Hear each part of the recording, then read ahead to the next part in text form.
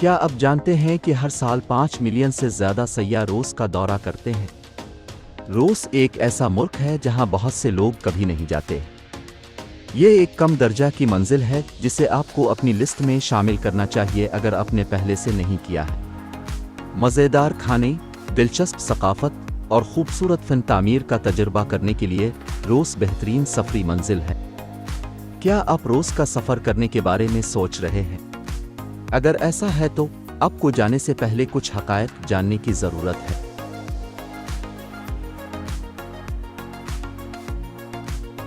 کیا آپ جانتے ہیں کہ دنیا کی سب سے لمبی ریلوے روس میں ہے؟ ٹرانس سائبیرین ریلوے ماسکو سے ولادیووسٹاک تک پھیلی ہوئی ہے، کل 5772 میل۔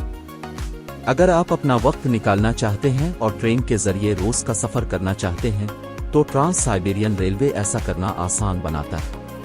آپ اپنے بجٹ اور جو تجربہ حاصل کرنا چاہتے ہیں اس پر منحصر ہے کہ آپ فرسٹ کلاس کیبن یا تھرڈ کلاس سیٹوں پر سواری کا انتخاب کر سکتے ہیں۔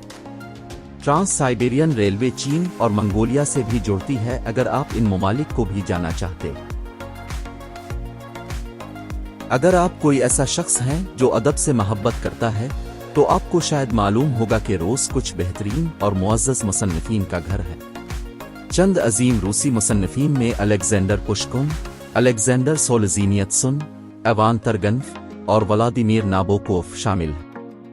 مشہور روسی مصنفین جن کو اب بھی جانتے ہوں گے وہ ہیں فیوڈور دوستوفسکی، جرم اور سزا، اور لیو ٹالسٹائی، جنگ اور امن، اور انتون چیخوف، ایک مشہور ڈرامہ نگار جو سیگل کے لیے جانا جاتا ہے۔ بہت سے مشہور ادبی ادیبوں کے لیے ایک میوزیم وقف ہے جسے آپ روس میں دیکھ سکتے ہیں۔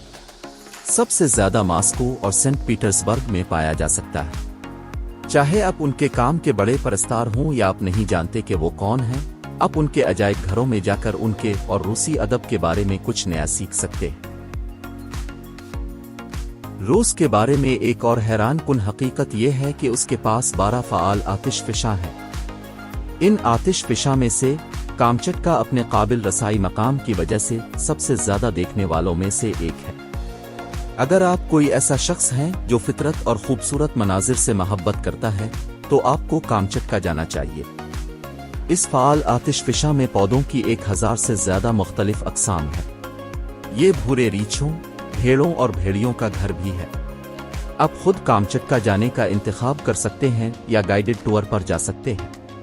اگر آپ روسی زبان سے ناواقف ہیں تو ایک منظم ٹور آسان آپشن ہے۔ روس کے بارے میں ایک اور دلچسپ حقیقت یہ ہے کہ عام طور پر روسیوں میں بہت سی توہمات اور روایات پائی جاتی ہیں۔ سب سے زیادہ عام روایات میں سے ایک یہ ہے کہ صرف طاق تعداد میں پھول دینا۔ بہت سے روسیوں کا خیال ہے کہ یکساں تعداد میں پھول صرف قبرستانوں کے لیے ہیں۔ اگر آپ کسی روسی کو یکساں تعداد میں پھول دیتے ہیں تو وہ اسے ذاتی طور پر لینے پر مجبور کرتے ہیں۔ یکساں تعداد میں پھول نہ دینے کے علاوہ روسیوں کا یہ بھی ماننا ہے کہ آپ کو اندر سے کپڑے نہیں پہننے چاہیے۔